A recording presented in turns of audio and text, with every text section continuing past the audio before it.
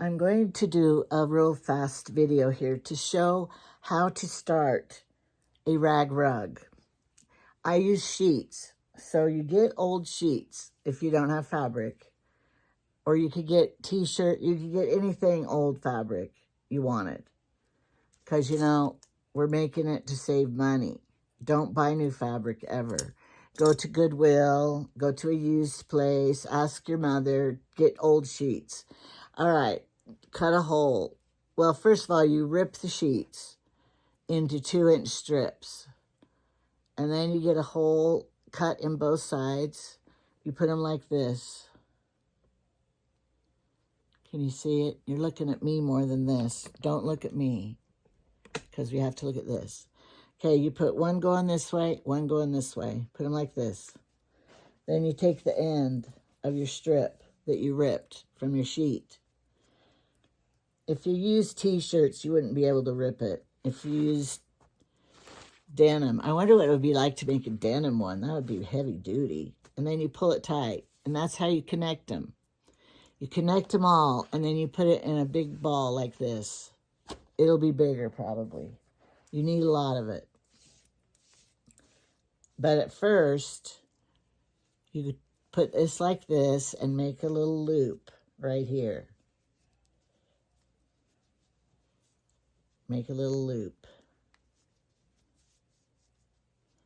But you have to get a big hook like this. Go to Walmart and get one that looks like this big. This one doesn't say how big it is on here. It doesn't have any words or printing or anything. So you're just going to have to get one that looks like this big on your finger. Get one this big. Okay. I don't know how many big ones, sizes they have. But Walmart, Joann's, or whatever. When you have strings like this, just pull them off. Excuse, if you see my floor, excuse it. I'm a sewer, and I always have threads all over my floor. All right, put your big fat needle in this hole. Make it this big. And then you're going to grab this and pull it through. Grab the sheet and pull it through. And make it, loose enough. You don't want to do it so tight, because you're going to have to go back through that hole. Just going to grab it, pull it through. And I always do this kind of to wrap around this so it doesn't get too, I don't know why I do it. But anyway, you have to keep it tension to it. You can't just let it flop around. Now you have to decide, are you going to make a round one or an oval? I kind of like to make rectangle long one. So I'm just going to say, since I'm not making this for any place, I'm just doing it, then I'm going to make it be this way. All right, you can't go into the first one. If you did, it would just undo that. So you have to skip that first one and go into the second one. And pull it through. This is just single crochet. Single crochet. And keep it all loose and nice. Not too loose, just perfect loose. It might take practice if you've never done it before. I always have to say words when I teach people. You stab it in, grab it. Now you have 2 on there, and then you pull it through 2. Stab it in and grab it. Now you have 2 on there, and you'll pull it through. Right here was a connecting 2 pieces, and it doesn't matter because you just keep going and it will just hide it. Stab it in, grab it, and pull it through 2. Stab it in, grab it, and pull it through 2. Stab it in, grab it, and then pull it through 2. Here's another one of the connector pieces. You just ignore it though. Okay, now we're getting to the end. Stab it in the hole and grab a bite of it and pull it through. Stab it in, grab it, pull it through. Okay, now we're at the end. Whoops. You think I'm a pro, and look what happened. I'll fix it.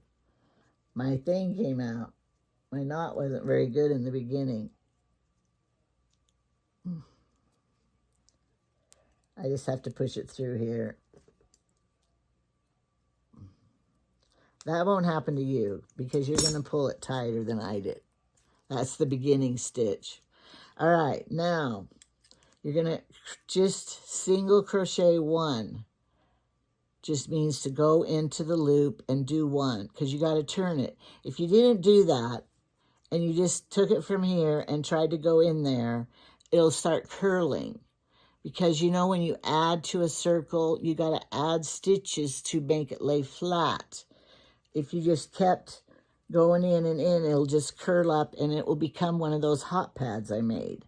So when you get to the end, chain one and then stick it in the hole, pull it through, and then put it through the two of them. Okay, now you're going to crochet a single one again because it won't come around to the other side unless you have an extra stitch in there. All right, now you're just going to keep doing it. Now we're coming back to this side, okay? I went in this hole, so now I'm going to go into this hole. Stab it in and grab a piece, and then pull it through. Stab it in the little hole and pull it up. And you know, maybe your first one isn't going to be the finished one. Maybe it's just going to be practicing doing this. Stab it in. So just experiment. And you'll get it eventually. You'll see mistakes and then you'll figure out maybe what you did wrong and then you'll do better. So you kind of have to divide these up. See, pull it up and go in there. These are each of the little stitches. Stab it in, pull it through, and then you're going to pull it through two. Stab it in, pull it out. You have two on there, so then you're going to pull it through those two. Stab it in.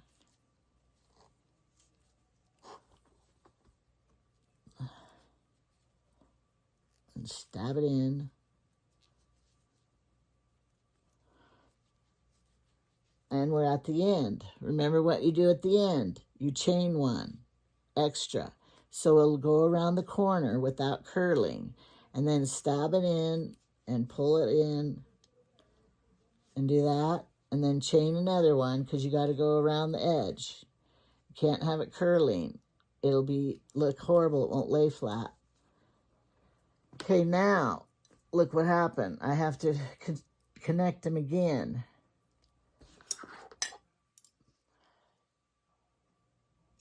Just cut it. Oh, sorry, I'm off the camera. Sorry. I don't have a cameraman today. I'm not very professional.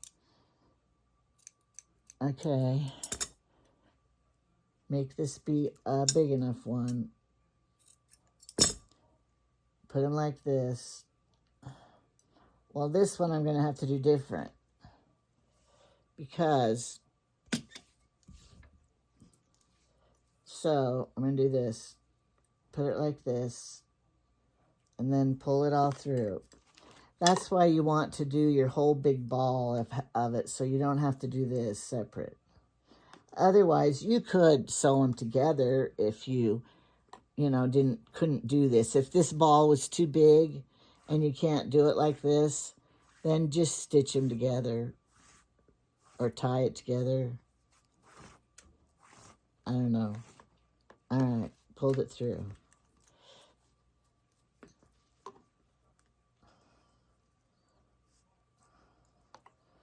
This is an awfully big end right here.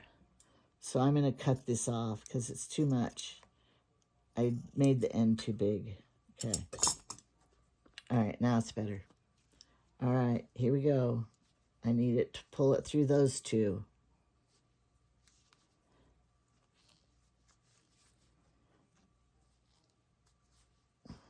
stab it in.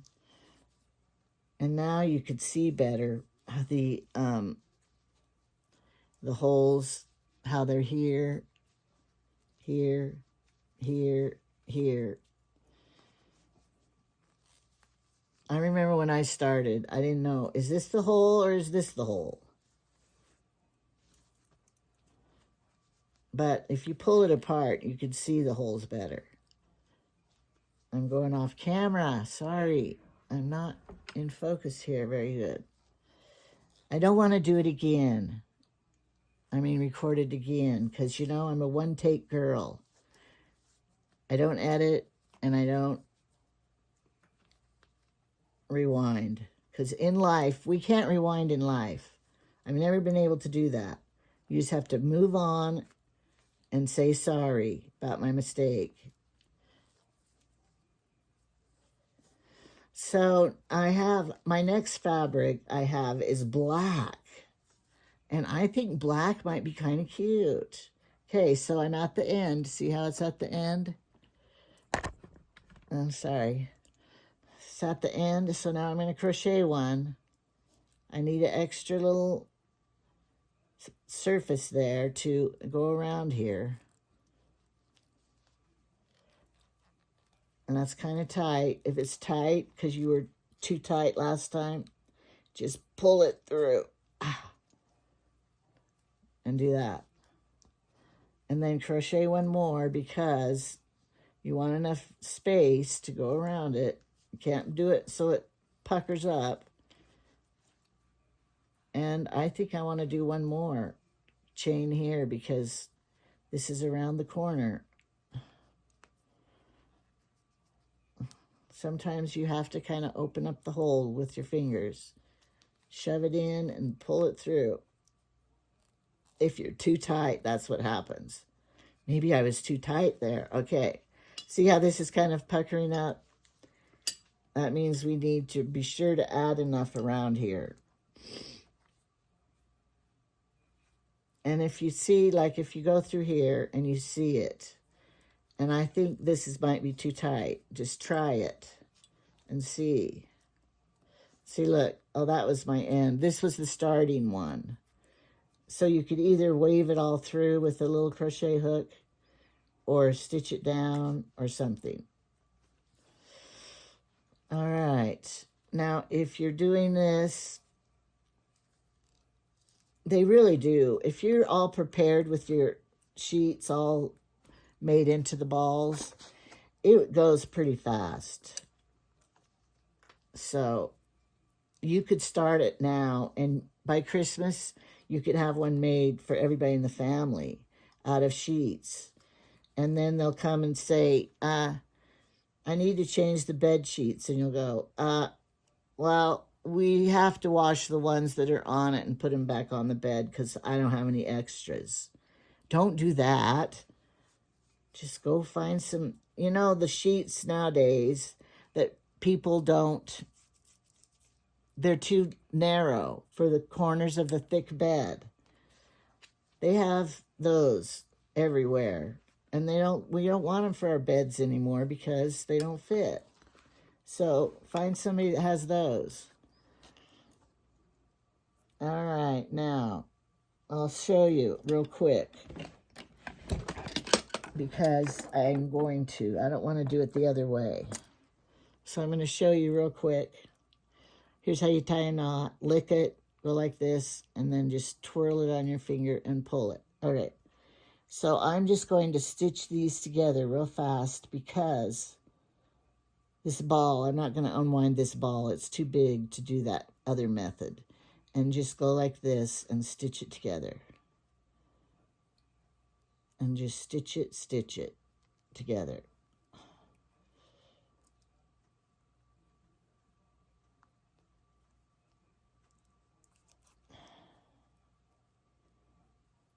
And then go like this, pull it tight.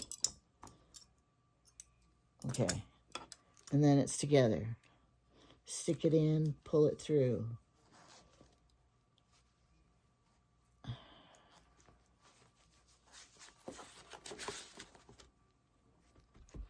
when I was cleaning out, if you're a follower of mine, you know how I was cleaning out my closet.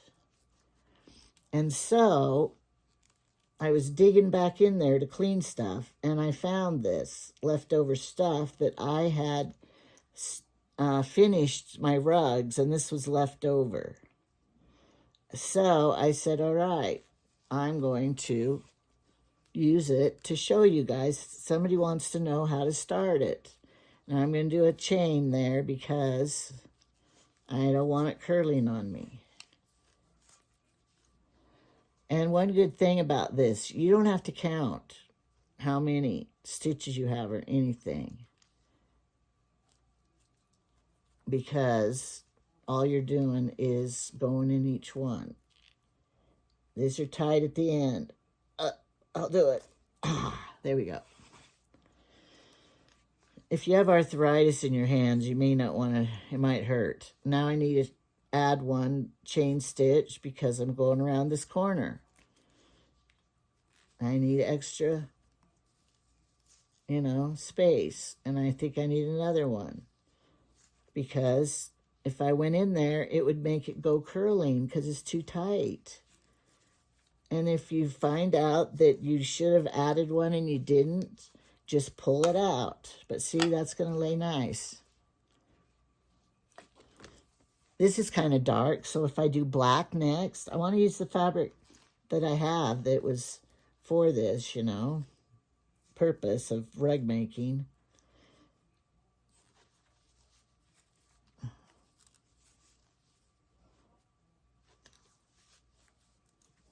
My one daughter said that she loved the rug in her kitchen because, like, in front of the toaster, the breadcrumbs would fall, and they would just fall in these little holes. So the rug always looked clean, and then she'd lift it up when she swept, and there it was all hidden in there. And then she said that, you turn it over. If a spill, I always turn it over too and wait till both sides are dirty, and then you can wash them. But the bigger you get them, the heavier they'll be. And so that's kind of scary in your washer to wash real heavy things. I don't think washers nowadays are built to last and do that kind of laundry. So you might have to take it to the laundromat if it's real big rug. But I like these for the kitchen and for the bathroom. I do have one in my hallway above my stairs.